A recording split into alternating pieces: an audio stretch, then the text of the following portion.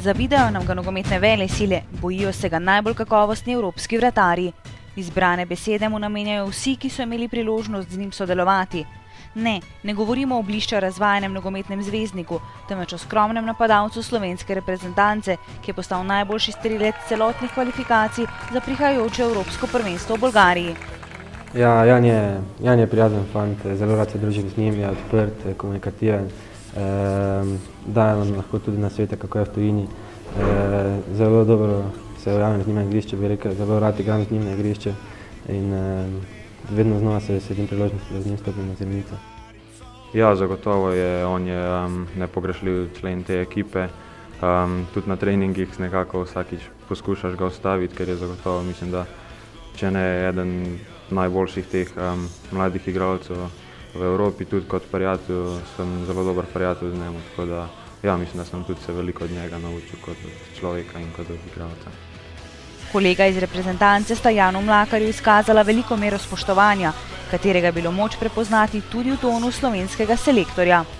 Gre za igralca, ki je zelo skromen, je pravi kapetan te reprezentance, zmeraj se rad odzove pozivu, tudi ko ni evropski termin. Vsi skupaj smo zadovoljni, da ga imamo in da bo zdrav in da se spet pokaže v pravi luči kot do zdaj. Igor Benedejčič praviloma ne uživa v izpostavljanju posameznikov, saj zasluge za odlične dosežke vselej pripisuje celotni ekipi. Kako pa na naziv najboljšega strelca kvalifikacij gleda glavni akter zgodbe? Seveda mi veliko pomeni, ampak mislim, da so najbolj zaslužni fantje, cela ekipa, ker sam bi težko zabil 8 zvezd. Mlakarja sta v kvalifikacijah za evropsko prvenstvo z asistencami največkrat zalagala Timi Max Elšnik in Kristjan Sredojevič. Napadalec Fiorentine kljub temu nima najljubšega podajalca v ekipi. To mi ne pomeni, da to mi poda, ker z vsemi fanti se isto razumemo in jaz probam vsako podajo izkoristiti. Realizacija bo odigrala ključno vlogo že čez nekaj dni, ko se bodo naši fantje predstavili pred evropsko elito. Nekdanji nogometaš Domžal ne skriva visokih apetitov. Mislim, da realen cilj nam je svetovno prvenstvo.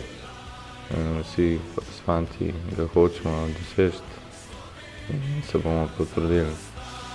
Jonathan Soriano, David Rodriguez, Hatem Ben Arfa, Bojan Krkić, Toni Kroos, Paco Alcacer in Max Mayer so se vpisali v zgodovino kot najboljši strelci evropskih prvenstev do 17 let. Morda bomo tej druščini letos lahko pripisali tudi Jana Mlakarja.